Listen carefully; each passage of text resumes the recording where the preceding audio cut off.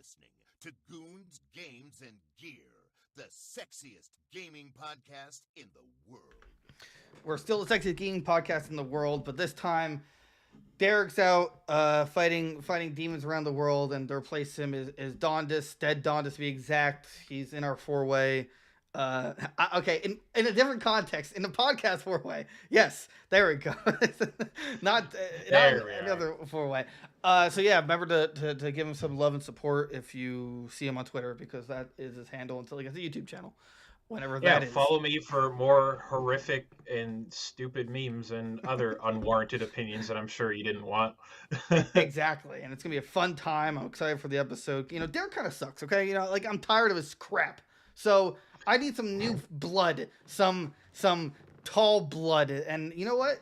Derek's out. You're in. I can already tell you're gonna be great. So, all right, fantastic. There's zero pay involved. In fact, there's something you have to pay into, like for thumbnail creation, the software used to live stream. So just give me like $100 each month. All right, yeah, but what are the benefits looking like? You get one compliment a day from me. And awfully generous of you. That's it. That's really the only that's just all right. Sold. I'll take the job. So other than that, actually, I'm going to sell it time for a second. Yeah, remember, it gets to 1,000 subs on YouTube, 100 subs on Spotify. To get 100,000 subs everywhere, I just want to quit working real jobs and do my dream job of podcasting with these goofballs. Enjoy the Discord because I want to talk to people. Or at least I want everyone to talk to me and I respond and we have a good time. And have enough for like a Mario Party online game or something. I think it'd be really fun to play with chatters. Ooh, something like, what is it like most of the streamers do? Like, what is it, like a Quiplash and like Jack in the Box and whatnot? Oh yeah, those are really fun. Yeah, whatever those are. That sounds like that'd be a really good time to have. So yeah, join that Discord. Nice. Thank you, Rob. To start this off, actually, I know we just talked beforehand about going in order, but I figured the first thing we should actually talk about is, before I forget, our thoughts on ExoPrimal, since we played that over the weekend. Sounds good to me. Yeah. I really enjoyed it. I'm not really much for games that primarily have PvP aspects to it, just because I'm like a 30-year-old boomer and I'm absolute garbage at them nowadays. Like, don't worry, as soon as you hit that 30-year-old mark, it's gonna start going downhill. I already feel it. It's just a given. Yeah. But for it to be like a PvE type of game, and the only time the PvP aspect really comes into it is towards the end when you're both trying to close out the victory. That was really solid. Like, that was like everything I wanted out of Gambit and Destiny 2, but actually done right. I never heard of Gambit. I know you guys were referencing it during the stream.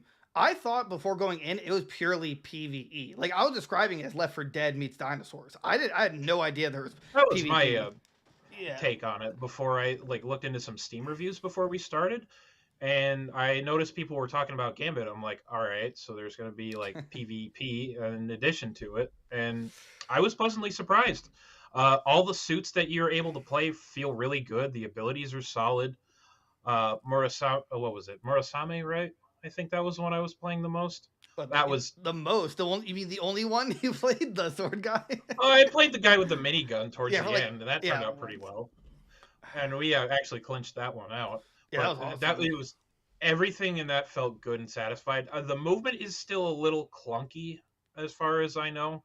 Right. Yeah. But just a whole mow through some dinosaurs and then make the other team's lives miserable. It was amazing. I would absolutely be happy to play that once that comes out of beta. Yeah, like I wasn't expecting to have that much fun with it. Granted, I don't know how much fun I could have with it with strangers though. I feel like to some degree communication is key, especially towards the end, because if like no one wants to be a healer, I felt like we got screwed more often than not. When I wasn't healing or someone, we didn't have a healer. It also didn't help that I got a little thirsty on the kills there. A little. Like, Rob, come back, and you're like, just I killed them all. I was just living my best life. I was mowing them down. We're all like getting destroyed by these T-Rexes and raptors, and you're just Yeah, but I got a slicing kill this. streak though. Right, yeah, exactly. But like, yeah, it was super fun. I like the layout that it's really the very end is PvP, and that might not even happen unless, like, that only happened because we were able to catch up to the enemy. Like it's it's round, it's like pseudo round based or phases. It's phases, right? That's the right word. It's like phase based, but you can get an edge on the other team, and you can start completing your objective faster than them. Which right. It brings me to my next point. With it being just that mode strictly being just like objective based, I thought really played into its favor. So not only do you have to contend with an objective, but you have to contend with the other team trying to make your life miserable. Like A1, that's good stuff. That's the Right. kind of stuff I like to see. And then you can... the only thing I would probably suggest. Sorry to cut you off, by the way. Good. Yeah. The only other thing I would want to see out of ExoPrimal once it actually launches for real is like a pure PvE game mode, or like something like maybe like a horde mode or something like that. Right. Yeah. Or how we used to get those, and they were amazing, and now we don't get them anymore, and I'm just full of sad and want. I thought it was like I thought it was gonna be a purely horde game, and then like there's one round that has a horde mode to it where it was just like unloading raptors on you, and and you're like in that narrow tunnel. I thought that was really fun. It was like that was fun. I was literally front and center in the blender, just having fun. I was genuinely surprised that Derek and George could handle it in terms for their PC. They're way lower spec than ours. Yours is higher spec than mine. Mine's like 2-3 generations higher than theirs. I was surprised. Like there's a lot on screen. Like there was. For what it is, even for that being an open beta, that was optimized really well. Right, yeah. I mean, like, there was the movement that was like, there could be some fine-tuning to it, but other than that, like, it handled how many was on screen at one time very well. I got a few freeze moments, but I couldn't really tell if that was from the beta or my computer. It might have been beta, but we'll see. I'd rather play on console anyway for this. I'm hopeful for the game's release because they have great opportunities to add more. Well, they need to add more enemies. I think I want to see a little bit more enemy variation.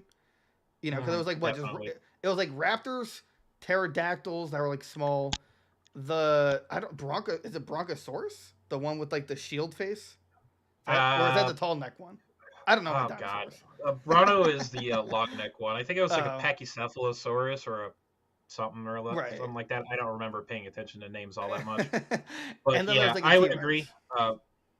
Definitely, I'd like to see more dino value out there, especially since, listen, you've got a whole entire era to pick from. You can do more than like 7 or 8.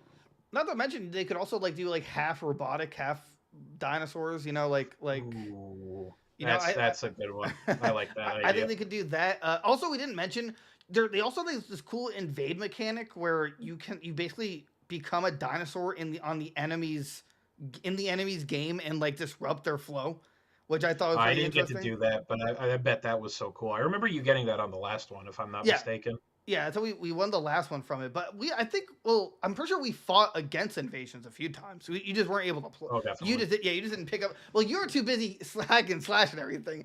I was picking up like the usable walls, the dinosaurs that you could, or the T-Rex in this case. I don't know if you could be anything more than T-Rex. I had a lot of fun with the Gatling guy, but we need a healer, so I just I really like the healer because there was like 3 of them. One was like a generic like Mercy from Overwatch, but the other one was a gunslinger where you went from like dual pistol mode to the healing with the dual pistol. And it was like you switch on and off.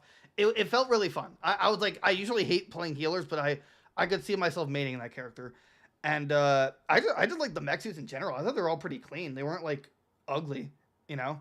No, it was giving me big Warframe vibes, and I already gelled really well with Warframe. So coming to this and seeing the same kind of thing done here, it was awesome. I would gladly play this. Yeah, I definitely want to play it again. We just I know it was what, teams of 5, right? We always got a rando. That was yeah, it was teams of 5. So we were stuck with a rando or we were stuck with a bot. I think it was the one we were down one person. We ironically did the best. Right. That explains a lot. I don't remember off the top of my head what the release date is though. Do you don't happen to know that, do you? Not off the top of my head, unfortunately. Release date. It's just 2023. It doesn't have Was more ready for that Battle Network collection that's coming out in April. We can talk about that on another segment. I'll get in too much of a tangent for Yeah, that. you know what? We'll get into it too hard. I understand completely. I overstepped. Yeah. I'm sorry.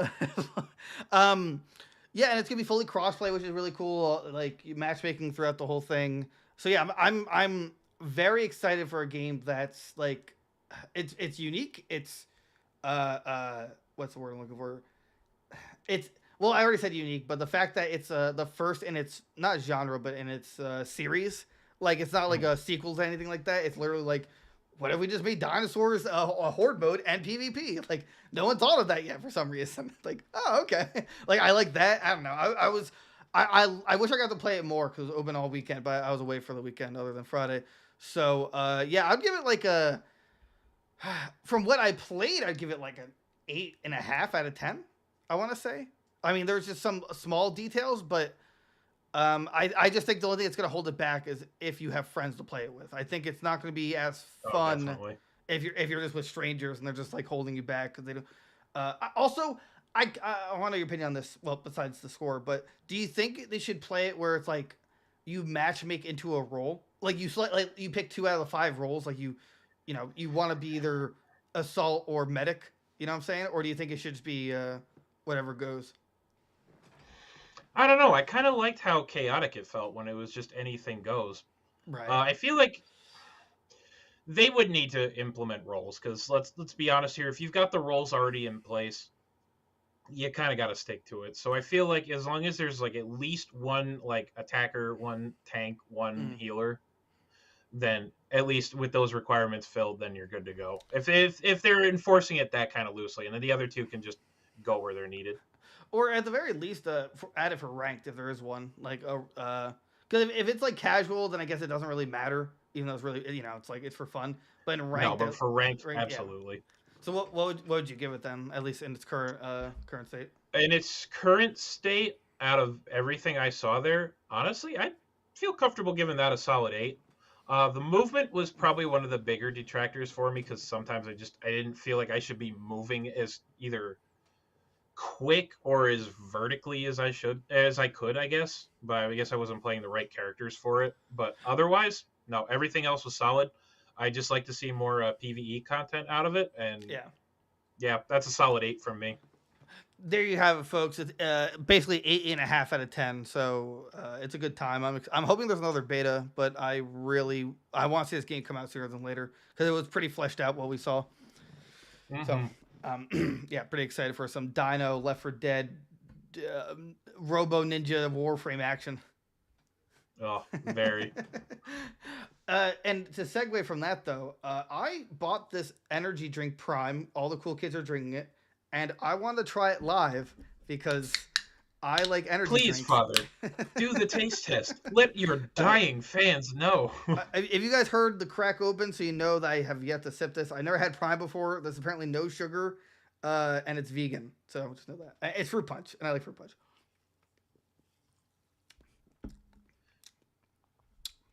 Hold on. So what you think? Oh, he's double dipping. He's going in for another sip.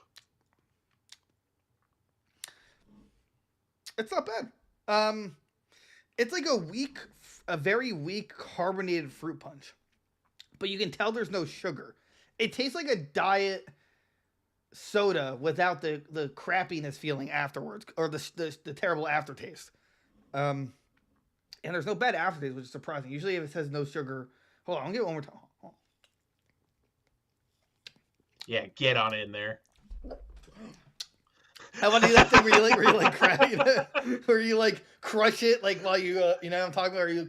I legitimately thought you were about to deep throat. I choked for a second. Right. Awesome. Honestly, it really isn't that bad. I was expecting it to be terrible, but when I realized I had no sugar, but that's not bad. I'll have to try another one. I prefer Monsters, but well, that's good to know. Thanks for the lack of sponsorship, Prime. Logan Paul, you can hit us up at goonsgamesgear@gmail.com if you want, to sponsor us. Get us one of those cool refrigerator things like Monsters and what's it called? Oh, like that Xbox Series X mini fridge. Yeah, well, yeah, but like Monster and and Red Bull, they do it where like every top streamer has in the background like some light up cooler thing that's sponsored by them. So give us one of those. Give me a case, give him a case, give us all cases. Oh, dude, I'd love to be able to fit one of those in here. I could totally mess with a mini fridge in here again. You could if you get the. I would recommend the Xbox mini fridge. It's pretty dope. Yeah, I did. I think my coworker actually bought that mini fridge. He said it was pretty all right. I can't fit too much in there because right. It is what it is, but still pretty cool. Yeah, no, it's pretty. No pun intended. Shut up. If you get the V1 version, the one that initially released, allows a jet engine, and when I lived alone, I'd put it in a separate room because it was so loud it would permeate in the room. But then I saw like they finally restocked all with V2, so I just went to like Target and bought a V2 one, and then returned my old one in replace of it because there's no difference in anything. So stocks. Thanks, Target. You sneaky little crime boy. I know. Aren't I just the worst? Okay. I say as millions of Americans do the same exact thing with Amazon. Hey, I didn't think about that. Huh. I've never once cheated Amazon. Wink. Anyway, all right, onto the show. All right, so Lego. You ever play Lego Racers on the N64 or PS2 or really any other console? Like when you were younger?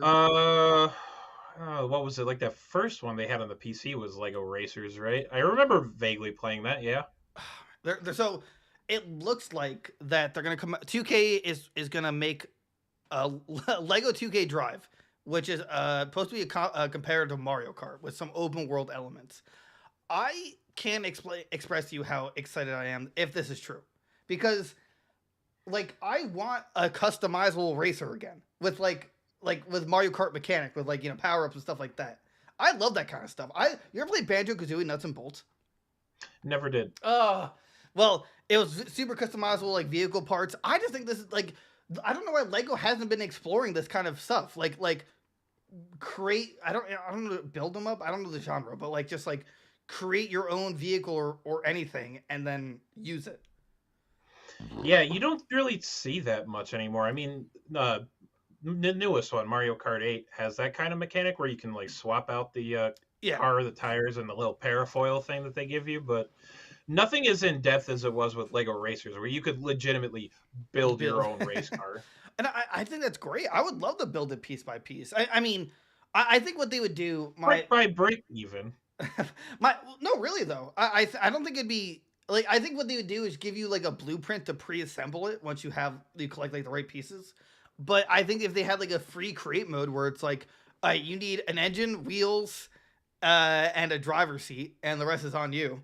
And then it gives you like stats for each piece. I think it'd be really fun. So they do it kind of like how you could do like the gummy ship over in Kingdom Hearts, where as long as you had like a couple of parts that you needed and you were just good to go. I never played Kingdom Hearts, so I don't know. Really? I never played any Kingdom Hearts. All right, I guess we're learning things about each other today. Right. I never played a single Kingdom Hearts. I just always take what Derek says and assume it to be true. No, it's pretty much the same thing, where you just pretty much you have a bunch of blocks that you can use, and you just build whatever you want in the 3D space that they give you. I feel like with Lego, though, I feel like you could have a lot of fun with that. Like I'm looking at the one. Let's see here. Was that on the PC too? Like you were saying, I don't remember that. I remember right on Lego Racers. Oh god, that was like over 20 years ago that game came out. I'm pretty sure. Oh, they made a second one, huh? Yeah, Lego Racers 1. I played on the N64 like no tomorrow. I love that game. Where I put it. I would like a Lego racer where you could build your own like tracks with Legos. I would like to build my own car. Like add certain paints. Really, just lean into the Lego aspect. Right, of it. Exactly. Just build whatever you want, basically, when it comes to either tracks or carts or anything like that. That would be killer. Yeah, what's it called? there's other games or like Hot Wheels let you build these insane tracks, but the game kind of sucks. No offense, but um, I would love that. I think it'd be so much fun. I Legos just doesn't, like we said, doesn't do anything, and I miss it. I want to build stuff with Legos again. It's wasted potential is what I'm seeing, because it's like we've already seen what Lego can do with like the Lego Star Wars series, and everybody looks on those games fondly. Like there's nobody that just has anything bad to say about it. They're just good, goofy, fun games. And for me, having played like the Forza Motorsport games and the Forza Horizon series later on, where they start doing collabs with Hot Wheels and whatnot, the potential is there. If they would capitalize it, they'd have such a good rival to Mario Kart. I want it to be like a mixer of normal racers and Burnout, where like you could like push into the car. Destructible right. Oh, the destructible aspect to it too. Because if like imagine like pieces of your car gets peeled off, like like you hit the leg, you hit your car and then like maybe like a brick or two falls off and it like affects your stats in some way. I don't know, but I just think it'd be cool. I love destruction mechanics, and that classic Lego destruction noise from like the Lego Star Wars series where the old little like bricks falling apart. Yeah, exactly. They can do that. I think this is like huge potential if it's done right. If it's just like a boring racer that just like pick your Lego car, drive, vroom vroom, who cares? Like build. It would have been such a spectacular waste, and because if it doesn't sell well, they're just not going to even try that idea again. Oh yeah, exactly. And I didn't know. Well, I don't think 2K usually makes the Lego games. I wonder why 2K is involved. I feel like 2K's just got their hands in everybody's pie lately. We want everything. Like, man, Borderlands wasn't enough for you? All right, bet. I get it. Really though, like, don't they? They only need Borderlands to survive at this point. Well, I mean, 3 was kind of a the 3 story was a stinky, but the gunplay was as good as it's ever been. Yeah, that's all I heard about Borderlands 3. I played it for a little bit because I like the mech suit or bear, whatever it's called. But yeah, I heard the story was like, yeah, stinky. So see, there's a funny thing about the story. If you're on PC, you can actually go into the game files, and there's like a handful of files that you can delete that can make it so that nobody is talking when they're supposed to during the story sequences, really? And it literally does not affect the gameplay in any way. Like, you can literally just play that game without having to hear anybody talk. And that's apparently good. I mean, considering how much they floundered it, that sounds like a good time. Yeah, having played through it and beaten it, it's going to be a no from me, dog. The DLCs were cool, though. Like, those were actually surprisingly really good. I think it was like the Handsome Jackpot was the one where you had to go to like a Hyperion space casino. That one was really good. I really liked that one. What about Loving Guns? That was the name of it, right? Well, here at Goons Games and Gear, we preach tolerance and acceptance no matter what walk of life you're from. I mean, that being said, I didn't finish that DLC, but good on him for Hammerlock and Jacobs Wainwright, or however you're supposed to say his name, getting hitched. Like, I love to see it. As long as they like build up to it and actually make it make sense. I just don't like. I don't care for any kind of marriage or any romantic thing if it's not built up. Like, I assume. I think they were like alluding to it in 3, right. But I guess they didn't really come out with anything until then, or unless they had like media beforehand that explained some things. So I don't know. I didn't mind. My mind was on the guns and the loot, and the guns and the loot were on point. So. Also, just side note, apparently in 2022, 2K made some licensing deal with Lego just to make a variety of games. Which you would think that somebody as big as Lego wouldn't have an issue publishing, but I wonder if they're just doing that to tap into resources that are available to them. Because I mean, we can expect and if this turns out good, I think we can expect a lot of cool things to come out of 2K and Lego producing games. I think Lego does this because they don't know how to make games. They just know how to make Legos, but they want people experience in gaming to make the game side. Well, they've done some real Slap City titles on their own in the past, but you know what? They've also had publishers. I'm pretty sure like Hasbro was mainly involved in their publishing. Let's see. Like apparently, TT Games has held the exclusive license for Lego games since 2005. I've never heard of TT Games. I've never heard of them. TT Games, that sounds familiar. I kind of want to look into Because that. ties with regular developer Uke. I'm just reading some random article from it. Traveler! Oh my God, is Traveler's Tales? Oh no. Okay, so these guys use it's okay. So Traveler's Tales, which is what I'm used to from growing up, which had their hand in some good games and whatnot in the past.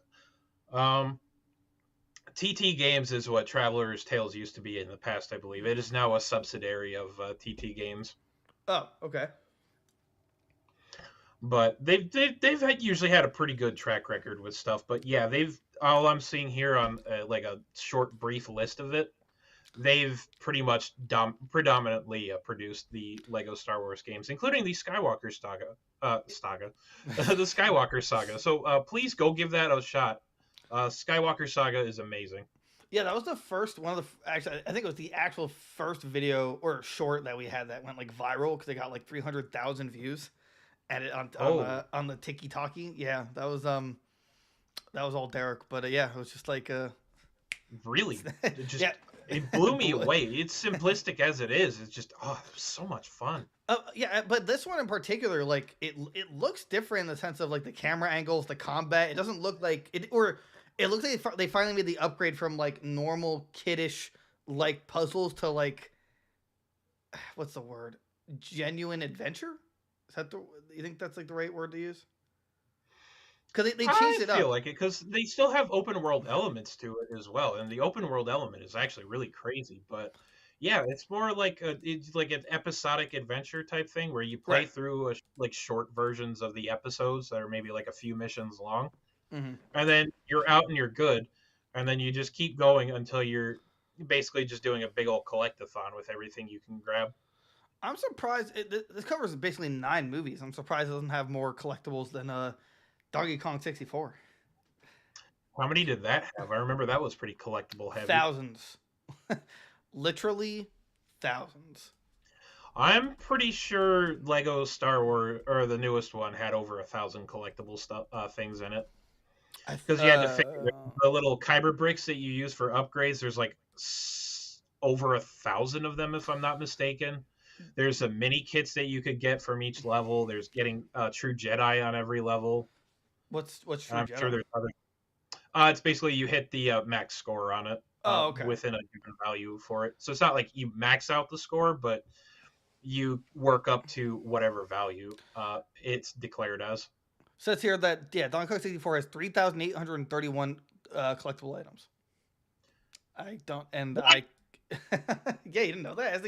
It still holds the Guinness record for most collectibles in a video game. How do people 100% speedrun that without losing their marbles? I don't think they do anymore. I think everyone just has like the any percent where it's like 20 minutes now because of all the glitches and exploits. Because there's 18, there's 1,680 colored bananas, 100 golden bananas. Oh, sorry, 1,680 colored bananas. Colored bananas. So that's like the collectibles. 100 golden bananas, 8 boss keys, 1 blueprint, 15 banana medals, 4K rule crowns, Nintendo coin, and rare coin are needed just to complete the game. And that doesn't include the other 2,000 bananas. So, it's a lot of bananas. Banana. I almost want to go back to that game sometime, but then I'm like, I don't know, man. It's a I've not been inclined to give that another go myself. I really do need to work on getting a N64 emulator going on my machine. Lord knows I've already done that. I mean, buy your video game from good company. Yeah. We not do pirate here. That bad. Link. No. Pirate bad. No pirate. Anyway, so I hope that Leg Racer comes out this year. I really do hope that it follows my instructions in terms of like building your car, building a racetrack. I can go without building the racetrack. The one thing I can leave without, but I'd like it anyway. Just customizable colors and stuff, and I guess blueprints for cars. And I think you have like the perfect racer. Oh, and also like destruction mechanics. You have those pieces, it will make the perfect Lego racing game or any racing game. So Absolutely, I would hard agree with that. I definitely want the customizable tracks being put in there, where you can like build your own racetracks. I feel like if they were to manage to secure something with Hot Wheels, we could get some pretty cool stuff going that way. with Hot Wheels, huh? Why Yeah, Hot because Wheels? like remember how I was saying earlier how Forza and Hot Wheels occasionally do collaborations. So like the maps that they do for these collaborations is like its own separate map away from the actual game itself, and it's all Hot Wheels track. They give you a bunch of space to maneuver around in. It's all just it's so good. It is just so good.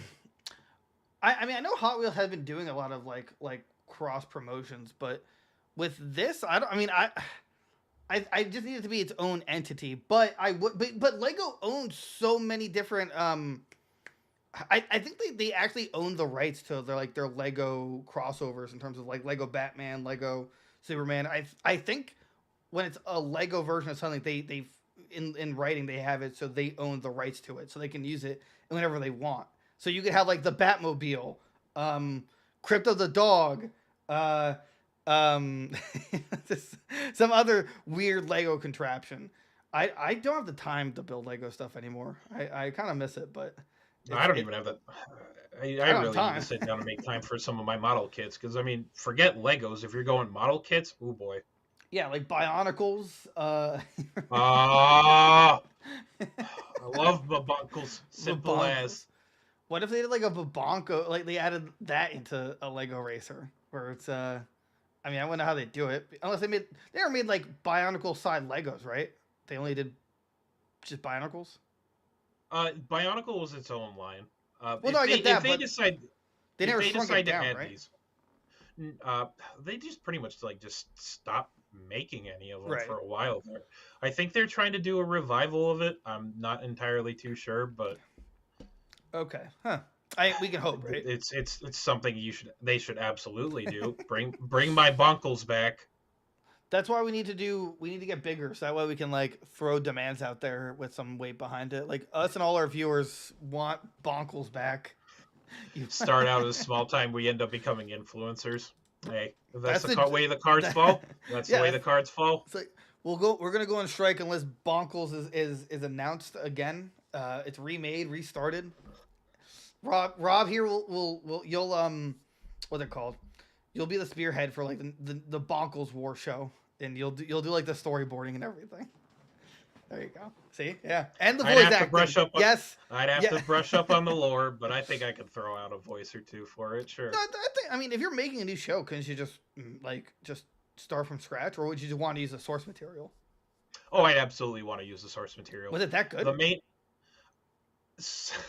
Well, so if you manage to go do a little digging on it, there's some pretty extensive lore. I haven't read up on it myself, but there's quite a bit of it. Let's just put it that way. There's a lot of source material to use. And how many seasons do you think you can make out of it? Out of curiosity. Oh, well, How many seasons? how many like scenes? seasons? Like how many seasons do you think of content you could like muster up?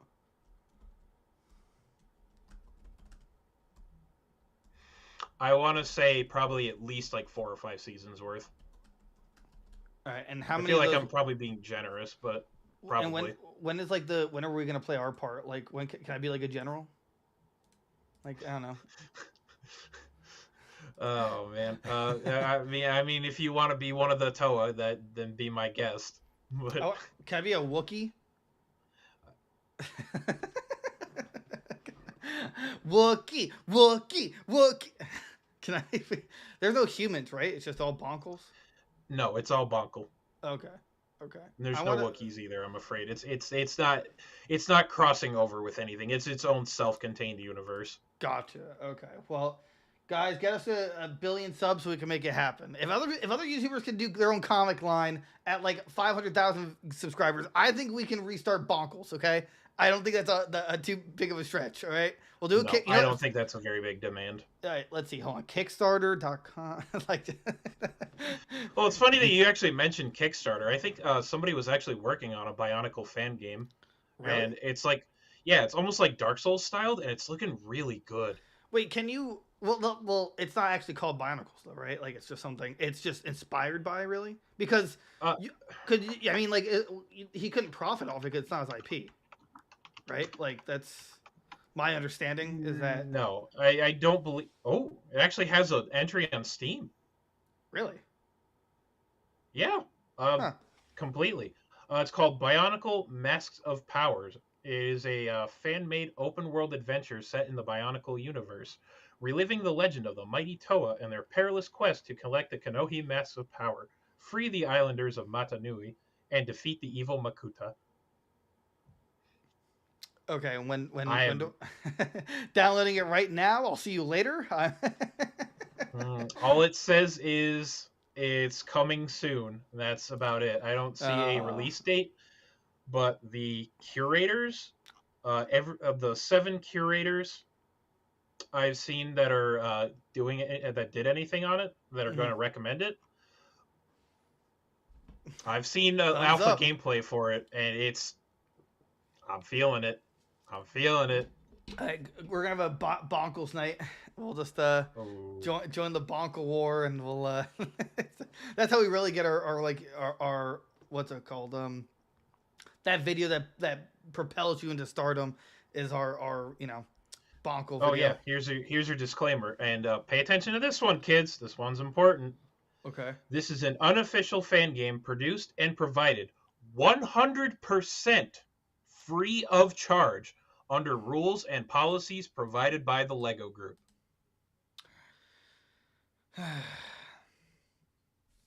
That's good, at least.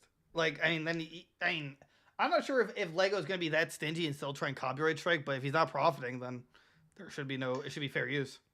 I feel like companies really shouldn't be that upset about it if they're not making any money off of it. If they're making money off of it and they didn't go through the legal channels for it, sure, I Right. understand. Uh huh. But if it's just like a fan made like labor of love thing, I don't really see the problem with it. I mean, we've already seen what Nintendo's done to fan games before, and that doesn't leave me with a good sense of confidence. But I like to think that any publicity on the Lego side of things is good publicity.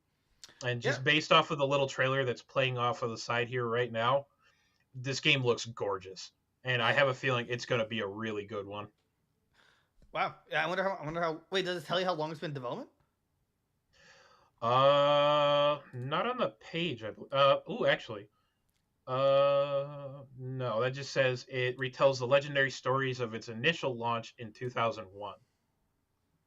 But it doesn't say in how long it's been development. But I know it's Right. been at least been in development for a couple of years at least. He must be. He must really love his bonkles. Damn. That's a. But yeah, the developer and publisher is Team Kanohi. If you look for their Steam page, they have links to their official Twitter page, their YouTube channel where you can catch gameplay snippets, and their official Discord server, as well as their website. That's it. Everyone go there right now. This is now a bonkle stream. That's it. Oops, all bonkles. Oops. We're talking about the good old days. Like, man, Oops, all bonkles. Whoops.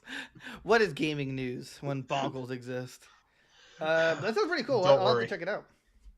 Dating is temporary. Bunkles are eternal. You know who's left me? Plenty of ex-girlfriends. You know who hasn't left me? My bonkle that I created. The one that I built myself. Yeah, that still exists. So, ooh, okay. Gotta get that in my throat. My tooth still hurts. Anyway, all right. On to some more stupid Nintendo news. Bowser, Doug Bowser from Nintendo. I'm not sure if you heard about this, but that the new Zelda is going to be $70. And he basically just still defending it, saying that because of how much you're getting out of the game, that's why we're making a call $70. And I think that's just a load of crap, because it's not like it's going to perform exceptionally well. It's not like It's not. It's going to be held back by the Switch's inferior hardware. right, exactly. Uh, let's see here. I believe they have a snippet here for their Bowser. from Doug Bowser's words. We look at what the game has to offer and think that fans will find it an incredibly full, deeply immersive experience, as if Breath of the Wild was an immersive experience, but go off, I guess. The price point reflects the type of experience that fans can expect when it comes to playing this particular game. Oh, okay, so it's like Scarlet and Violet, where I can expect a memory leak in my game and it to run like utter dog doo-doo. Okay, cool. Yeah, I see what you're after. This isn't a price point that we'll necessarily have on all our titles, which I'm going to call bullshit on. Yeah. Pardon my French. And there goes the clean tag. I'll keep it to a minimum. No, it's fine. But we all know that's a load of crap. This is literally, anytime game companies have tried this, it is literally testing the waters to see what they can get away with. It's not like games have been cheap in the past, don't get me wrong. Right. Games used to be pretty expensive, adjusting for how inflation was back then versus the kind of money you could make then, and it was not insignificant. But this is a precedent that's probably about to be set, and it's going to hurt wallets even more. So that's fantastic. It's actually a fairly common pricing model, either here or in Europe or in other parts of the world, where the pricing may vary depending on the game itself. All right, so let me level with you. Poo-poo. There is a game out on Steam right now called Pizza Tower, right? It's a Wario Land 4 inspired game where you're just running around collecting points for your score and then getting out of the said level once you hit the back of it and making your way around a different level. It's got an overwhelmingly positive review on Steam. Absolutely phenomenal game. Play it.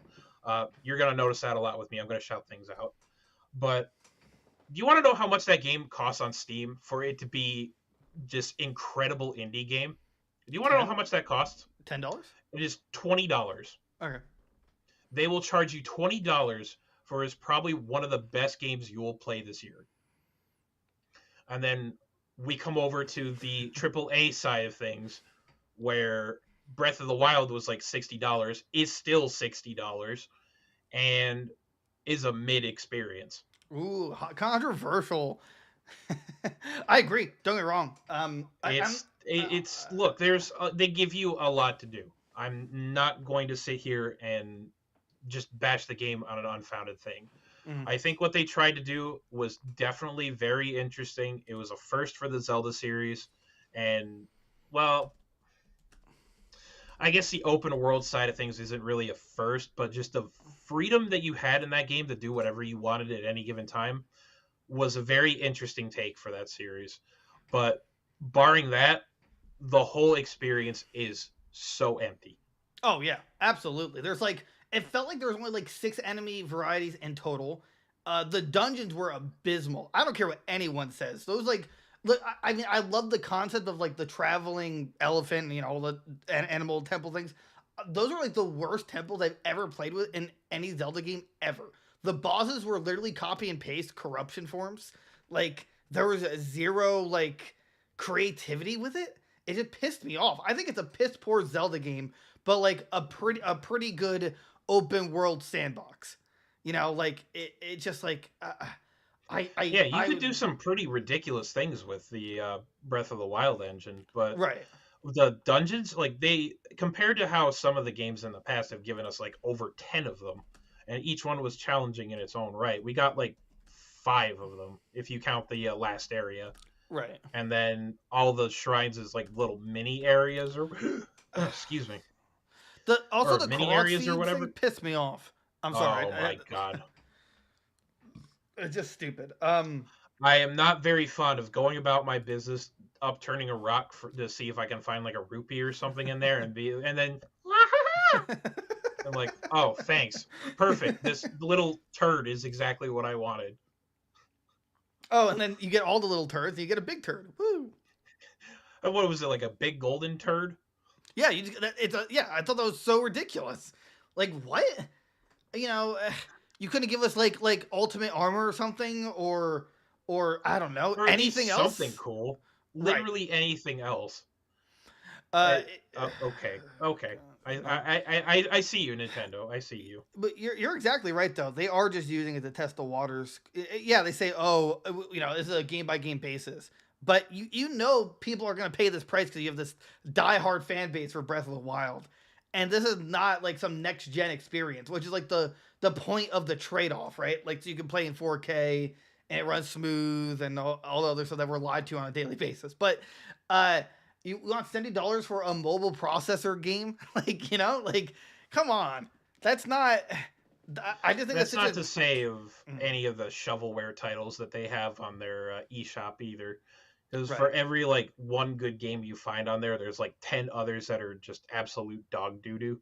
Right. And like, so what do you mean you're gonna sit here and tell me that you're gonna set a precedent here? Like, oh, we're gonna charge $70 for this one. Don't worry, it's gonna be Breath of the Wild, but 2, and it's gonna have like twice the superpower as everything else out there. And like, look, all you're doing is pretty much admitting we're going to be able to expect more of the same based off of what I read on the article, because they completely hinting that its successor may take a similarly unique approach. I think out of this paragraph, they're going to tell me it's more of the same. That one of the reasons that even going into year 7, we feel very confident that the Switch can have a strong performance over the next few years. They're so like lost in the sauce with that. It's unbelievable. Like, that blows my mind. They can actually say that with a straight face. The Switch this is the first Breath of the Wild is barely locked to 30 frames per second, and it still chugs along and dips to like it the still 15. chugs when you start throwing the particle effects on there, even when you've got it on the dock. Yeah, exactly. Like, don't tell me it's gonna be strong. Like, your store UI, it goes to a terrible slowdown in portable mode. It's just this console. I love the Switch. Don't get me wrong. It's like my favorite Switch console of all time, or Nintendo console of all time. But it's like, it's so terribly underpowered that it needs it desperately needs an upgrade. And it's sad that there's no way it's gonna run 60 frames. Like, that's obviously out of the question. It might do better because they had more years to they know perfectly how to work with the Switch, even though they are first party. So, because now that's out for so long, oh hey, we have the experience to like make this happen. But it's not gonna run great. I don't believe it. I just don't. I want to think it's gonna run either. Like, I want to believe they found a way to like perfectly lock it to 30. But with all the crap that you're gonna be able to do in terms of like with the engine, all the weird stuff and like the particle effects, it's gonna chug again. So you want me to pay an extra $10 for that? Like, come on, that's not. Doesn't justify the price tag to me. Like, knowing that that's what's going to happen, and I can almost guarantee it, unless they pull some like complete and total tech magic out of their butts, I do not legitimately think that this is going to be worth $70. Yeah, I mean, I would say, probably $60 because of all the content you get in it. And plus, all the stuff they're adding was originally just DLC plans. So, I mean, unless it's... it's supposed to be the biggest Nintendo game ever. I think it's clocking in at 18 gigs, which I kind of find funny because most modern games are like, 70 plus. But at they least 2 or 3 times that. Right, so, but wow, daring today, aren't we? To be fair, though, those other games put zero effort into optimization for storage space. Like, they don't care. They actually like Call of Duty. They easily could knock it down by like 20 gigs if they want to optimize storage space, but they don't. So I'll give Nintendo that, but they also know that the Switch's internal storage is 32 gigs. So like they can't even make it that we're big still anyway. Rolling off of even for expandable storage, as far as that's concerned, we're still rocking with SD cards. Meanwhile, you've got the Series X. Okay, so meanwhile you've got the Series X, right, and you've got the PS5 that are literally running off of NVMe solid state. Which, for those of us that don't know what that means, basically it's a little chip about this big that goes on your motherboard and makes your boot times and your load times insanely fast compared to a hard drive.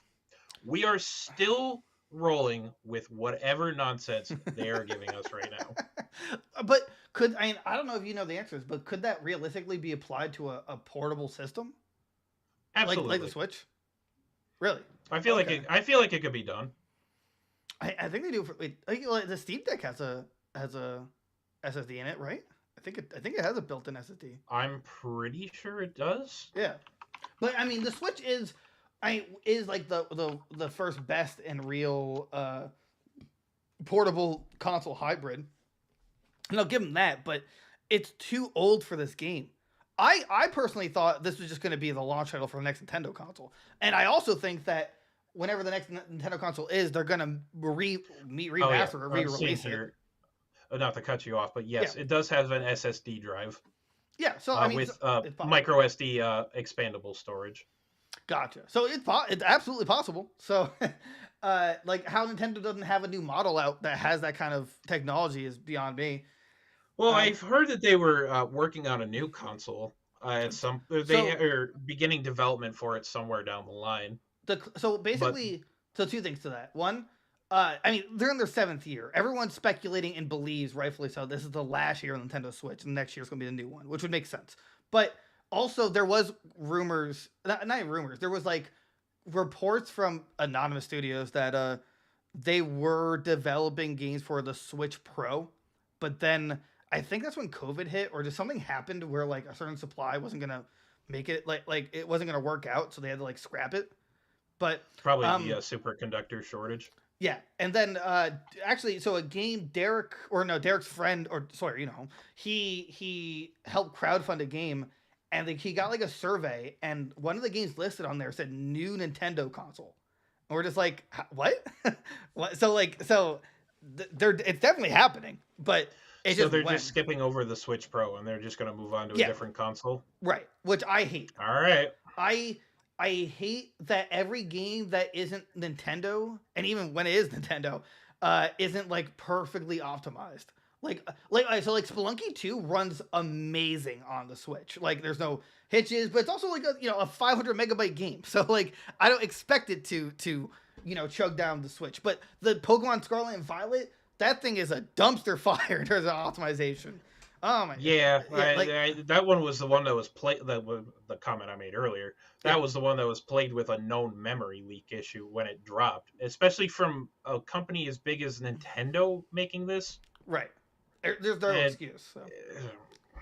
They have something all the about money, it that just didn't sit right with me. They have all the money in the world to optimize this game and to make it look cleaner and play better, and they just didn't want to. Like, F me, I guess. I don't know. I still think that they're just planning. They're releasing games because they're in a playable state, and then when the new Switch comes out, they're gonna add a deluxe tag to it and re-release it.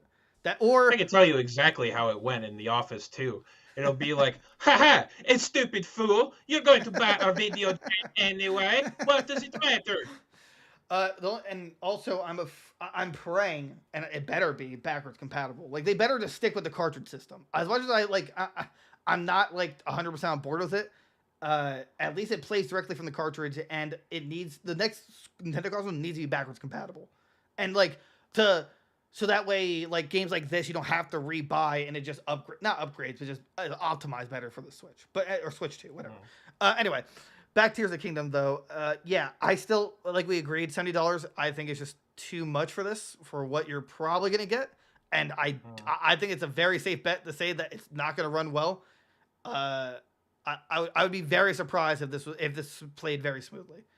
Breath of the Wild 1, I didn't have personally I didn't have a lot of fun with it because I didn't feel like a Zelda game. But when there was 3 enemies, it felt like it was the slowdown was real, and I hated it.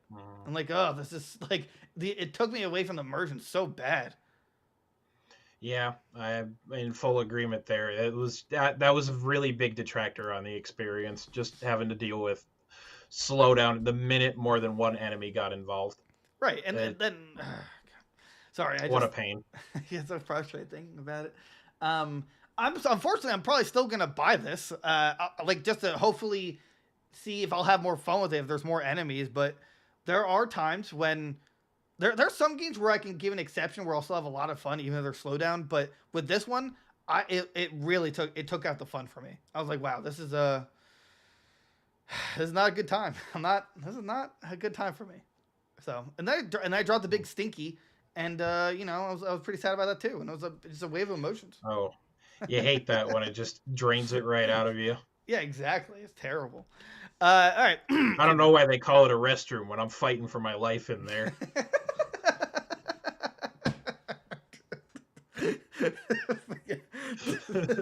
They should call it the arena. Like it's just battling for my life in there. It's just hey yo, baby, Thunderdome's back on the menu. Let's go. All right. Excuse me. God, we're professionals, okay? Professional podcasters. If you like Rob's commentary, let us know. By the way, in the comments, we will definitely try and have him back more. Anyway, next article. So I'm not sure if I watched the video on this. It was really interesting. So two things. I'm not sure if you knew this, but I think it's March 27th. The Wii U and the 3DS stores are done. Like the servers are being shut off. So yep, I did hear about that, which is very saddening. So the YouTuber, the Completionist, I watched his videos, like here and there, pretty good. He bought every game possible, and spent more than $22,000. And this pisses me off because if the servers are going down, like why can't you just penny out the games? You know, these companies they know their games are still on there. They know the servers are being shut off. Like just either make it free or penny it out. No one's gonna buy a 3DS or a Wii U thinking, you know what, I'm gonna buy 0 games and then just wait for it for the end of life cycle for it all to go free. Like no one's gonna do that. So I don't understand what the problem is here. Why don't these companies just like make each game a 1 cent each or or $1? You know, I just don't get it. That's probably the nickel and dime people on the way out and thinking that the panic is gonna drive up the want for revenue. I mean that's like the only way I could logically see why they do it, but still it's upsetting. I don't agree with it. I mean I get it. It costs time and resources to keep servers running, and believe me, I understand that. But when it comes to being able to, dip back into the past and play the games of yesteryear, I don't like this approach. This I never really agreed with being able to have things that are like exclusive to a console and then the means to acquire them goes down. So unless you have those, they're basically lost forever. Right. It's a shame because some like indie games will go away. Or one of my favorites, like Smash Bros. For Smash Bros. 4. That was I love that game on the 3DS. I had so much fun I couldn't even explain it to you. But now I think it's so hypocritical because then they get upset when people modify their consoles to get these games and it's like, oh, you're breaking the terms of service, blah blah blah blah. It's like, well, you took away the servers, so what do you want me to do? Like, all right, screw me, I guess, right? Like, no, come on, give me a break. It's silly. It's so silly at this point because people are going to go against this. It's a given. There's people that basically make their whole livelihood off of jailbreaking these consoles and then turning around and offering them to people so that they have a way to experience this without having to either A, bend over backwards to that company's tune, or B, have it so that they don't have to worry about those games going away when they decide to pull the plug on the servers. Like, where's the middle ground? Right. I don't blame those people either. Especially in this kind of situation. Like, I wouldn't blame them either. If there's no other way to acquire these games, by all means, you should go that route. In fact, I still kick myself over not having like a modded 3DS with a capture card in it. I thought it was so cool. I wanted one when I was younger, but I was like deathly afraid of like mailing it to like Japan for them to do the magic that is adding a capture card. But like I might get one if the price is right, but either way, like in this case, if you can't sell if you're turning off the servers, Nintendo's doing it for whatever reason, then just penny out the games, make it 1 cent each, or make it free. I don't think that's actually hurting anyone. And so making it free, it comes out to the game companies providing the game, so that's one area, right? But I don't think it, but I just feel like, I don't know. If I was a game company, Goons Games Gear Incorporated, if I knew the server was shutting down, I personally would be like, you know what, let's just make it free, guys. Like, grab them while you can. Like I doubt anyone, it would be, or how to put it. Because I feel like at this point, you would have already made the money that you're going to make off of initial sales and whatnot. And so once you finally circle around to this point, it's like, all right, well, these servers are going, I mean, it is what it is. Here, have it. Especially for games that are purely digital. like I get so conflicted on whether I want to buy a game digitally or physically for a console. Like I only started recently just collecting games physically for the Switch because I'm afraid for the games that I truly love that digitally they'll either A, rip the licensing agreement up and then not let me play the game anymore somehow if that's possible, or just not be able to provide the game through the digital storefront. So at least with you have the card, you can at least go back to, or in the Switch in case the cartridge, you can at least go back to it. Yeah, you can at least go back to it. Right. So it's just such a stupid situation that's completely avoidable from both Nintendo and I guess the game companies. But with Nintendo's case, I mean they have the means and the money to keep these servers up, but they just don't want to anymore. Which I would see. Okay, actually, I didn't think about this, and now I'm pissed off again. I would understand that if their current system didn't suck with online, but it does. It is terrible. The UI, they are dinosaurs compared to PlayStation and Xbox or any other store. They still haven't been able to figure this out years later. It's incredible. It blows my mind that there's modern Nintendo games that I can't queue up with you and then we go matchmaking.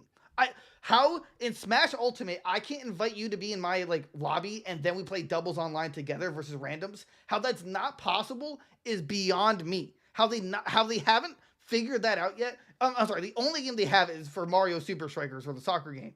That's the only game they've done it for. But every other game, for some reason, Nintendo just can't have it for some dumb reason. Their servers suck. Only since like I think it might have been last year, whenever Monster Hunter Rise was implemented, they finally implemented rollback netcode. Finally, it only took them 20 years to get that going. It's just like, how are they so behind with all things online? I don't get it. Why do they hate? Or not like they hate. They just don't want to invest in technology for internet. Which I'm getting a headache. Hold on, I'm getting annoyed. It just hurts my soul because I could have so much more fun if I could just play with my friends against random people. That's like that's part of the fun of modern gaming now, is that like being able to play with friends and then play with strangers. Like 360 Halo had that, like old consoles had it. We're in 2023 and Nintendo still can't get their shit together. How is that possible? No, it's something that has to do with just them being rooted in the past for some reason. Because I know with as far as some Japanese companies, and not even just gaming companies in general, they have a thing of if it ain't broke, don't fix it, and they subscribe to that from what I've read and understood pretty heavily. So with Japan being such a dense population area with so many people packed into a tight space, being able to do peer-to-peer and whatnot and having that connectivity, and even why like something like Street Pass on the 3DS and whatnot was huge over there because of it. Because you literally couldn't go 3 steps without street passing someone. I love Street Pass. That was like one of the greatest innovations when it comes down to it was phenomenal, really. Right. And if you ever went to like somewhere dense, or you went to like conventions or anything like that, like just constantly getting awesome. Street passes.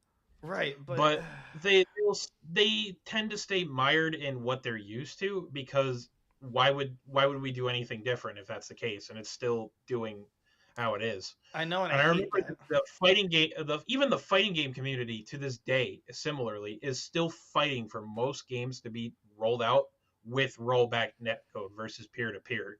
Right. Because it's just Look, guys, the technology's there. Capitalize it. I guarantee you'll have a lot more happy customers than you will mad customers, because this is just getting ridiculous at this point.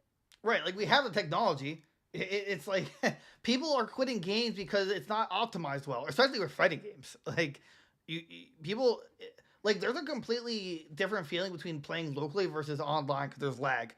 Versus at least rollback tries to compensate and help with it, But I guess that's a totally different situation. To bring it back though, what he said about being stuck in the past. You know what? Be stuck in the past all you want. But we live in today's world. And in today's world, I get to queue up with friends, and I don't have to, and my storefront UI doesn't slow the Switch to a halting, like just stop. And how the Switch doesn't have a party system, and how the Switch still uses stupid friend code, like the most, oh my God. It's beyond Why me. is it not as easy as a couple of button presses instead of having to put in a whole code? Why are we still doing this? Right. We were doing this when the DS was still around. Why are we still doing this now? Like, it made sense on the DS. I could understand that, but like, all right, you're on the Switch now. There has to be a better way. And their like party system thought was, oh, we'll just make it so you have to use your phone. I don't want to use my phone to talk to my friends with annoying earbuds all day. That's stupid. And you didn't even give me games to do that with. So why did you even? Anyway, I am terrified of how strong the next Switch is, because if it's not powerful enough to like handle Discord in the background while I play games, it's just not gonna be strong enough for the years to come. That's now the bare minimum. It needs to be able to handle background processing better. It has to. It like you can't do anything on the back end when you play games on the Switch. You just if you have a game in sleep mode while you're on the store, good luck. The store won't work. It'll literally unplayable. Yeah, literally unplayable. So like I that's why I'm optimistic but very scared for its future, because it could easily still be super underpowered. And I know that they're all about like the gimmick, and I get that, but to some that's degree, exactly where I was about to go with this too. Because if there's one thing you know a Nintendo console for, it's its gimmick. Don't worry about that. Forget everything else. I'm done with gimmicks. I don't like the Joy-Cons. Cool, like literally, cool. Give me something that works. Right. Just give me something that works. It's not that difficult anymore. We don't need super intense gimmicks anymore. I think you finally hit the nail on the head with the Switch. Keep making stronger ones. I don't care, but I don't need like 3D mode or VR. When they tried VR with Labo, that was so stupid. I can't believe they charge people obscene amounts of money for cardboard cutouts. I literally could not believe it. And then like the VR mode in games was just like the most abysmal thing on demand. It's just like you just got like a wider angle to look at, and you're like, this is terrible. I'm just like, what? Why did I build this? This is stupid. I could just put my face on the screen. Like, what?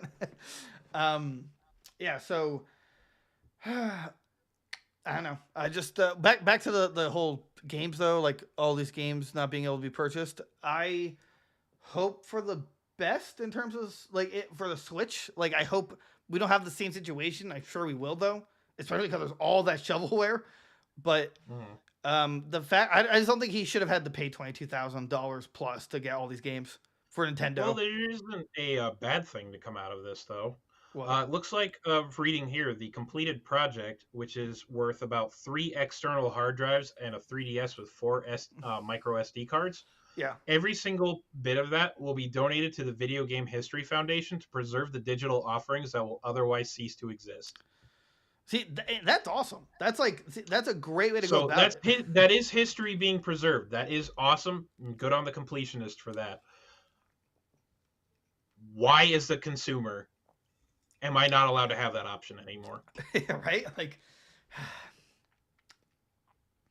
it's just it's I don't know. Nintendo's weird. But they've always been weird about this kind of stuff. To be fair though, I think Xbox and PlayStation would be the exact same, or I think that's what they did with their previous consoles. But at least they're more backwards compatible friendly. Like the Series X, you can play all the way back to the original Xbox games. They ported over every game. They literally went out of their way to make games backwards compatible and give them frame rate boosts, which is crazy to me.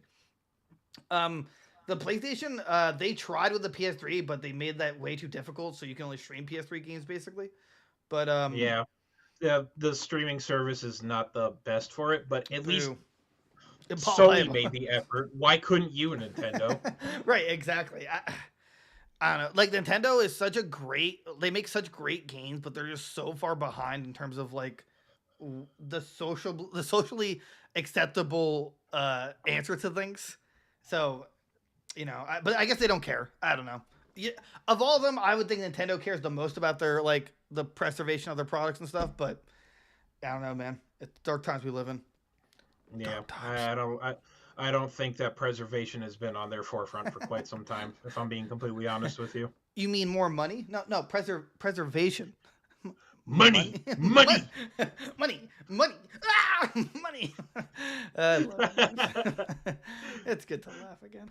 Okay. It sure is, buddy. It sure is. This is the last article, right?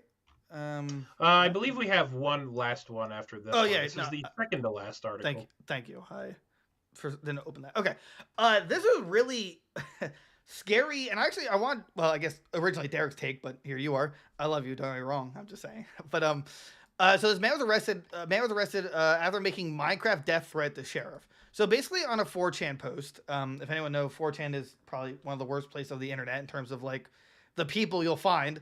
There are worse places, but I've never met a place. I've never been on a place that was so willing to throw out slurs anonymously. Right. If you've never heard of the website, just do yourself a favor. Don't go on there. Right. Exactly. I mean, there's some parts of 4chan that are actually like add to society, that like certain boards of it, but there's other parts that are just terrible. Some are productive, some are just like if you go there, unrepentant garbage. Yeah, exactly. So this guy basically I guess I'm saying it as a quote. So this is what this guy said in this looks like Jewish community. And just in case anybody in the law enforcement or anything like that might be giving this a listen, these aren't views shared by us. This is a quote verbatim from an article about a quote on said message board. This ain't us. We don't support this. Yeah, he says quote, just shoot, and then the sheriff's name, I'm not going to say it, in the head, and he stops being a problem. They have to find a new guy to be the problem. But shooting sheriff's name in the head solves an immediate problem permanently. Just shoot sheriff's name in the head and murder him. And then in a new sense, in Minecraft. So... as if that absolves that. It's a... to his credit, that's a creative way to try and avoid a legal... it's a quote creative way to try and get out of a loophole. But obviously, that's not going to work. Like, maybe there's some different context here, but obviously not. So, that was just not only an incredibly stupid thing to say, but I mean, I'm not sure if you watched the video, but this guy looks like a troll. I could say that, right? Yeah. I mean, hey, we're just saying it how it is. The guy doesn't exactly look all well put together and whatnot, and it looks like the kind of guy that would post on that particular board. I'm not going to name that board because I don't want to subject people to that. Right. Yeah.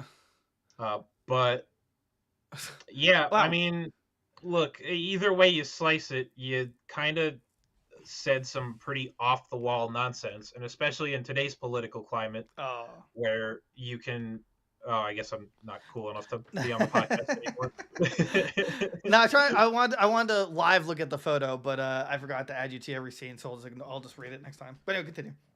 But anywho, what did you expect was going to happen in today's climate, where everything that you say and do is put under a microscope? Of course, they're going to be keeping an eye out for this, because I remember it was like about a year or two ago, around when COVID was happening. Over in Michigan, there was a literal coup to overthrow the governor, and there was like a whole assassination plot. Yeah, I heard that. Yeah, and it was like a whole super big deal. They had like good portions of downtown Lansing locked down, and they had caught these guys by like pretty much just revealing what they had done. Not only did they go in person and try to do these kind of things, but they caught like messages of them online and whatnot. And it's like this is the exact kind of thing that these companies like the FBI, CIA, or whatever are going to be keeping an eye out for.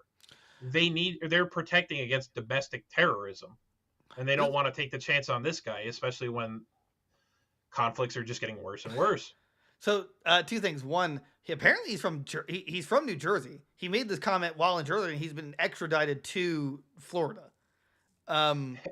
So that's one thing I want to mention, because New Jersey repping. They extradited him to Florida for this? Yeah, because the sheriff. I don't know why he cares about this. Oh, because he's anti-Semitic. That's why. Because the sheriff is Jewish, and apparently that's what the discussion was on the board. And he's a county sheriff in Florida. So apparently if the death threat is towards the target, or in his case a target in a different state, in this case Florida, he's going to be extradited to that state to face prosecution. I assume New Jersey was like, yeah, we don't want anything to do with this, so you can have him. Like, what I don't understand is, how did they catch him? Because for the whole point of 4chan is to be anonymous.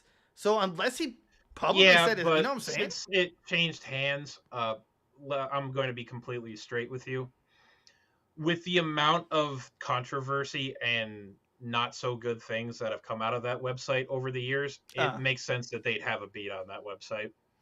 Gotcha. That makes, or maybe the new owners are definitely more like. It's either that or somebody took it on them.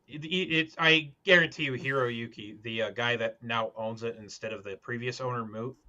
It's either going to be he handed out that information or somebody on that board took what he said and sold him out, which, Good for him. it's good for a laugh. It Right. wouldn't surprise me in the least. And literally all of that was just because he was, because said sheriff, whose name I'm not going to mention, became a target of the far right after publicly speaking out in support of the community in question that's being that's basically being, brought up into this. Right. So the guy pretty much says, like, no, why are you doing this? And then all of a sudden some wacko from New Jersey comes on a board and says, yeah, let's just plug this guy's head full of holes. Why not? Bye-bye. And then they have to find a new guy to be the new problem, and then tries to diffuse it with, oh, but just in Minecraft, as if this insert sheriff names here is involved in Minecraft in any way, shape, or form. It's like, right, like you actually. I mean, I would argue he needs mental help rather than like prison time. Yes, he does deserve prison time, but him and like half of the people on that website, but go off, I guess. How could you honestly think you could say this and be like, oh, it's fine? I'll just say in Minecraft and everything. Haha, JK, everything's fine. On a public place. Yeah, the whole point of anonymity. I always pronounce that wrong, but that's just stupid. Why would you ever say that? Because you're an idiot. Oh, I see it here on this comment here. He had a post ID too, so that's probably also how they got that as well. Because they do track that kind of thing as well.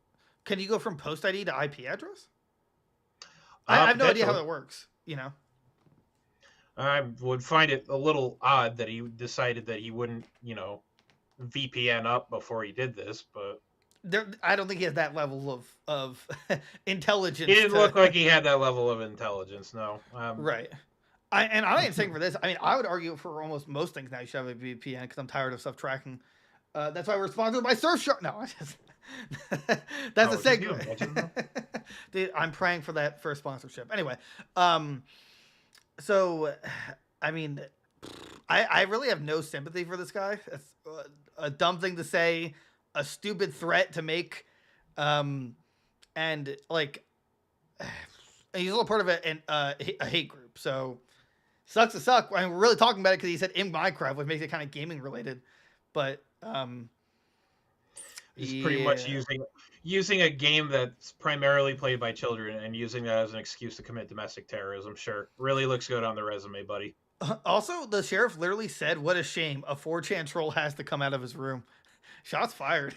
Like that's like a Kelso burn kind of. Like, yeah, that was pretty spicy. I gotta say. Like that's good for him. So with a thank you to the South Brunswick Police Department for it as well as a shout out on Twitter. So, South Brunswick, nice, not bad, guys. Yeah, good job, guys. What I'm curious about is like, did Florida lead the investigation and then they just carried it out, or did I guess what I'm trying to ask is like, I want to know how much effort was put into finding this, like how who.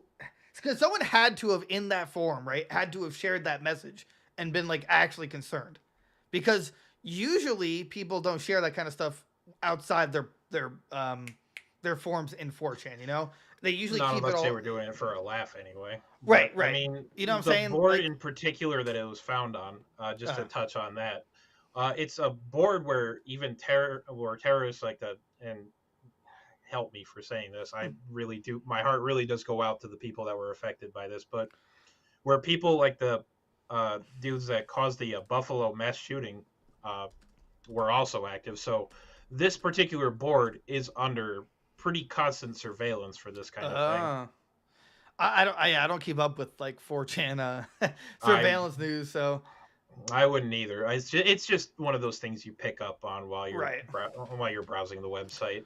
Really, there's And never for any good news that from board in 4chan. particular, with it having politically charged opinions, the very politically charged opinions that it has on that particular board, it wouldn't surprise me. Well, another troll gone. The sun comes out. It's a new dawn. It's a new day. It's a good life for me, and it feels so good. Mm. Who is that from? I forgot his name. I wish I'd credit him, but it's a singer that every girl fawns over. But yeah. So sucks to suck, guy, but don't make death threats. That's basically what it comes down to. Don't I think Yep, you have mental congratulations. issues. You played yourself. You played yourself. You got literally a one-way ticket to Florida, and you're probably going to be there for. I mean, it's a felony, so He's going to be doing some jail time for that one. Right, exactly. Good. Yeah. So all right. Let's see your Bitcoin bail you out of that one. Did you ever invest in Bitcoin? I never got into it. I should have. I never did. That's a regret. That's a shame. All right, last but not least, let's see here. We got Amazon. Oh, I'm sorry, Twitch more specifically. They're laying off. Let's see, was it 9? No, I think it was a couple hundred in the article. Let's see. Oh yeah, 400. Let's see, just over 400 people were affected by the cuts in Twitch right after the CEO has left. I just want to touch upon this because every tech sector is still like cutting jobs left and right. Facebook, we announced the other day, was cut 10,000 jobs. Amazon itself is cutting off 18,000, which is a huge number. Yeah, so Twitch, 400 people. I'm not sure how big Twitch is internally, but I also think Twitch sucks. I just think that it could be much better. Anyway, yeah, so like 400. I know exactly why you feel that way. It's because you're not an e-girl on Twitch. True. If you're an e-girl on Twitch, like this is gonna sound terrible, but I don't care anymore. If you're relatively attractive, you could be a millionaire on Twitch or on OnlyFans, really. And that's also that's also an insult to guys as well. Because if guys are dumb enough to pay these people, then who's the real moron? The guy who pays, or the girl who not suckers them, but like entices them to pay money just to see more cleavage? Oh, it's just like my favorite board. It's just one of those everybody's crappy here situations. The guys for enabling it and the girls for allowing it to happen. Congratulations. We can do better at this society, I think. We can do better. I got into this discussion with my partner all the time. It's like who is worse? That the girl is basically asking people to pay just to see her bits, basically like abusing stupid people, or the stupid people, mainly guys, that give money to girls that they for some reason think will give them any amount of attention for some reason. I don't know. It pisses me off. Anyway, yeah, like 400 jobs. That's not. I mean, that's kind of a big spit number. And polish goes a long way, boys. Just remember. Yeah. So like, do you watch Twitch streams? I don't know that about you. Do you ever watch streamers? I do not really have the patience to sit through it because I've watched streamers play some things live and it's like, oh my god, I could play this better. Why am I watching this? I want to watch you. I think you'd be a great variety streamer under the Goons Games moniker. But yeah, I don't really have like a dedication to any streamers. It just doesn't work out for me. As a matter of fact, it is in the works right now, so keep your eyes peeled. Anyway. Yeah, so the CEO just left. Can you just blow my eardrums out with that next time, please? Just really. I can't wait to clip that for a short. Anyway, like Twitch is still evolving, even though they're losing manpower, which I don't think is a good sign. You kind of you work in a weird way in the tech sector. I never got to ask you if you knew about all these like cuts to the tech sector area, like all these thousands of jobs leaving because of the economic state. Apparently, I thought they're doing great, but they also just were morons in terms of the coronavirus and thought, oh, this is gonna last forever. Everyone's on the internet now. It's like, no, you idiot. Everyone's locked at home. Of course, they're gonna use your services more because they're forced to be home. And now that they're not forced, everyone's going back outside. That's why, like I don't know why these companies didn't see this coming. They're like, oh, it's a weird economic climate. Like, yeah, because you guys thought this was gonna last forever. No, everyone else didn't think that was gonna happen. We're let free at some point. Well, based on what I'm seeing here for some of these things, the main thing I see when places like these start cutting jobs is because user and revenue growth does not keep pace with our expectations, which, I mean, sure, I get it. You have to invest more in a company to get it to grow, but it sounds like they keep biting. These companies keep falling into this trend where they bite off more than they can chew, and then they have to cut back on things to recompensate for it. And COVID didn't help anything. So if anything, I thought Twitch was going to come out of this like big money for it because everybody was stuck at home. All right, what else am I going to do? Right. And hold on. The carbonation always gets me after a little bit with energy drinks. Anyway, this is after the fact that in September they dropped the. So if you were a big streamer, your split was 70-30. But now they cut that back to 50-50 like everyone else, which I mean, I don't really feel sorry for those people purely because they also have exclusivity contracts worth millions of dollars. So like you're also paying these people to stay on your platform exclusively for, you know, millions of dollars just for the year. And you're wondering why you lose money. I don't know, maybe either like don't hand out these exclusivity contracts worth millions of dollars and instead give a better service so they don't want to leave. It's just like Twitch annoys me because I feel like you can't get noticed at all because it's like literally you're a small fish in a giant ocean situation. And then YouTube also sucks to stream because the algorithms are also against you, but for some reason, like you know how with Twitch there's like emoji and stuff like that you can like that streamers have like custom made. You know that, right? Right. Yeah. Right. YouTube has that, but you have to hit 30,000 subscribers before you can make that happen. Like what? Why?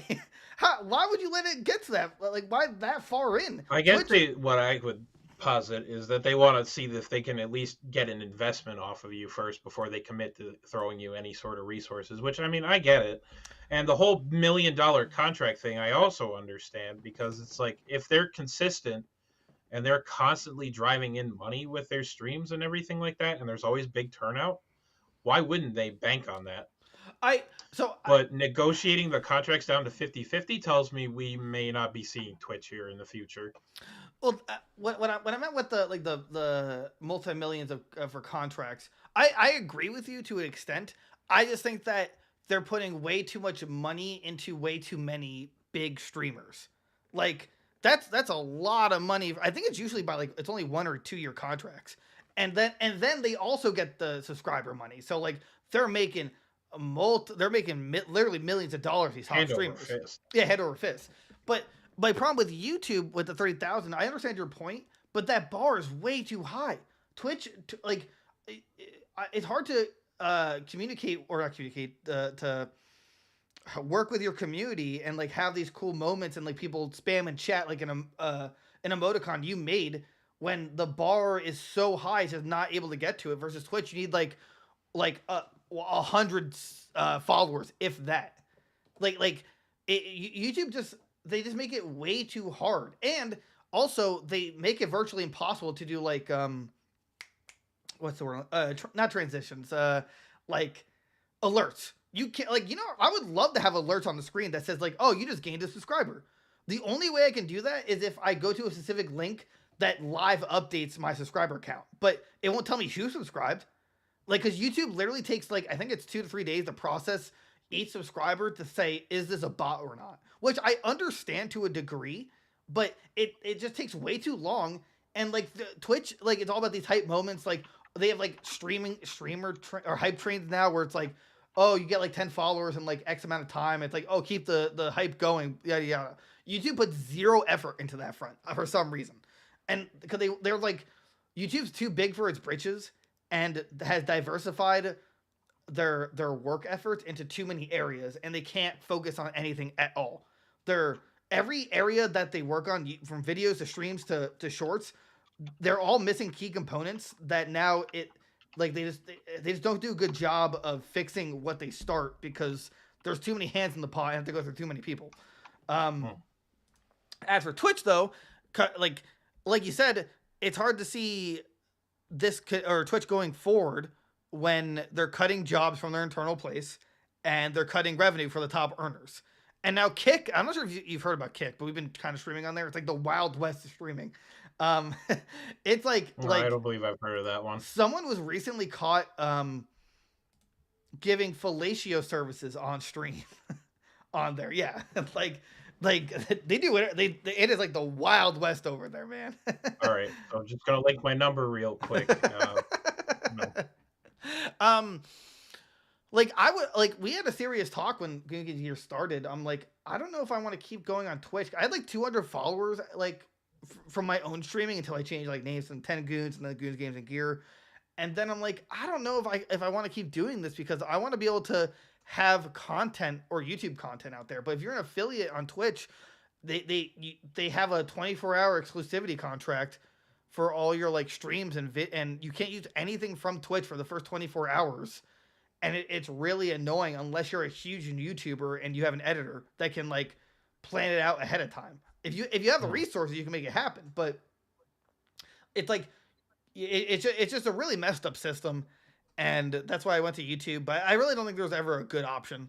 Everything's just is terrible now. No, not with the way things are. Yeah, I'm sure it used to be better in the past, but now it's just they've pretty much got it locked down and monetized down to a T. So you want to be able to do this kind of stuff, you're gonna be dancing to our tune. Right, and like, don't get me wrong, Amazon is I mean, I'd imagine too huge to fail, but I mean, they said like we're not gonna baby Twitch. If it doesn't make money, then we're not gonna like support it, which I understand to a degree. But it also means that you could put money into it to invest in it and make it better, so it is a business that keep going and going and going. So, do I think this 400 people being laid off is gonna affect it drastically? Probably not, but I think it's still a concern, like a very serious concern about the direction of or how healthy Twitch is going to be going forward.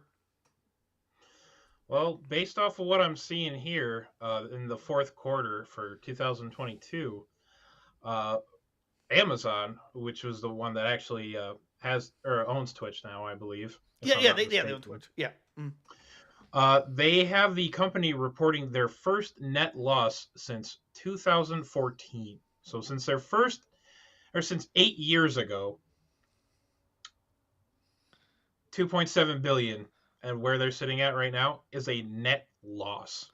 I don't get that. I saw that too in this article. I don't understand how that's possible.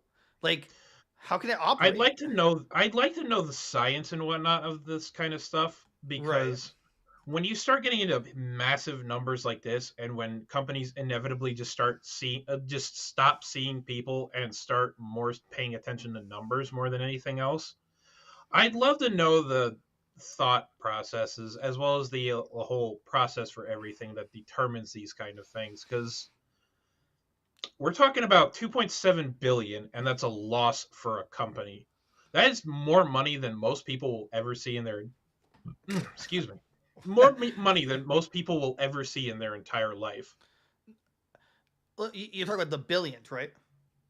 Yeah. 99.9% won't come close to $1 billion, let alone I'd even argue like $1 million, probably like 98% won't be millionaires. Oh well, actually that's not fair.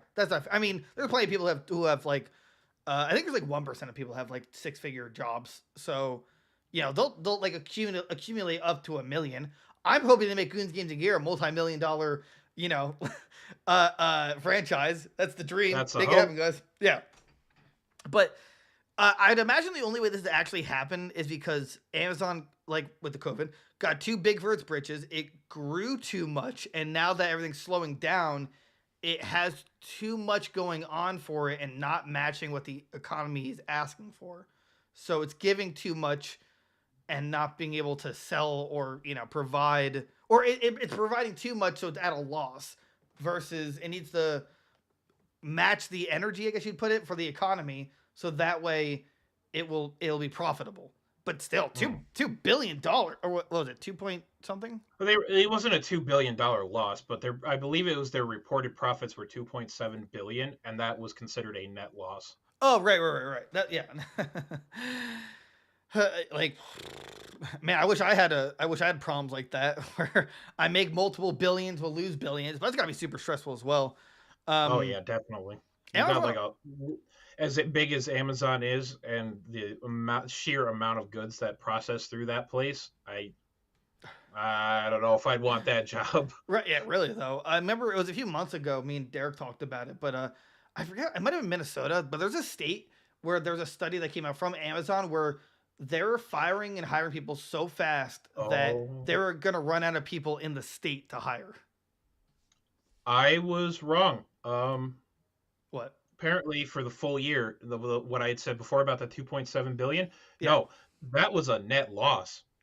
They lost 2.7 billion out of their projection. So yeah, so then like, how? I guess it begs the question: how much money do they have in the bank to survive? Like hundreds of billions, trillions. It has to be It has to be getting there at this point because it was apparently the quarter 4 from last year was a 0.3 billion for that quarter, which is a sharp drop from the 14.3 billion a year before. Let's see here. I mean, Amazon was at a point in the $1 trillion company club where its value as a company was $1 trillion, but then apparently lost it. Yeah. I personally think Amazon's like a modern day sweatshop. I don't know how anyone could actually work for them in terms of like the labor that's involved. Have you ever seen those? Couldn't be me because dude, they've got to have some serious deadlines. Like I thought working at grocery store whose name I will not mention was bad with the the time crunches and all the like the metrics and whatnot I had to adhere to, but that's something else. It couldn't be me. I honestly think within probably the next 4 years, Amazon's going to say, yeah, we can't do 2-day shipping anymore. It's just it's too much. The amount that we're like making people do, how much we can actually do, I think they have to push it to 3 days. Which, I mean, I can understand it. An extra day wouldn't be too much to ask for. Right. As long as I get my pre-ordered games on the day they're supposed to be here. I can't tell you how pissed off I get when I'm promised a date especially for a game, and then I don't get it that date. I get extremely upset.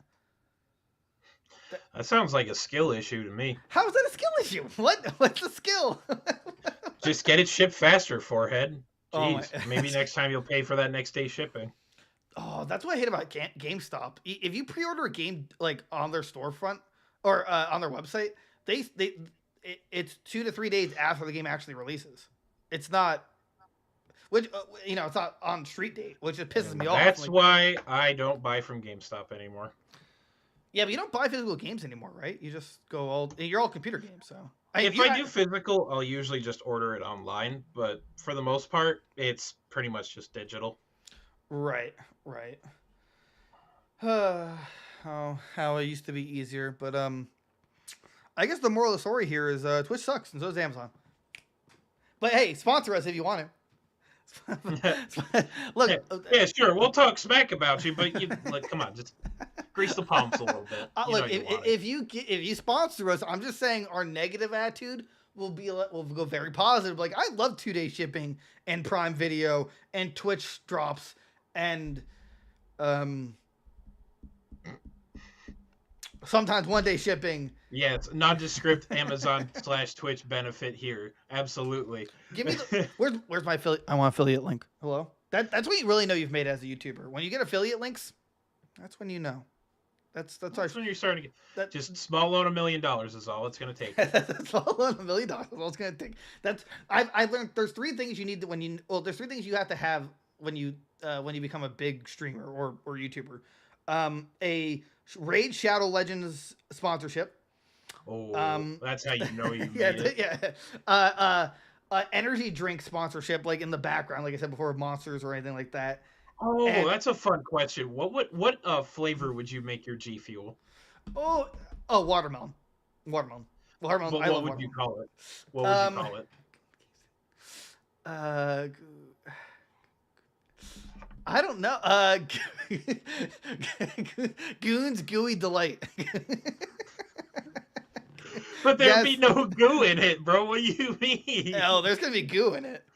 Oh, Actually, no, actually, I want a fruit punch cocktail, like Arizona has. That I love that. Yeah. Oh, G Fuel. That's another sponsorship that you'd love though. I would, but yeah, I would. I wouldn't know what to name it though.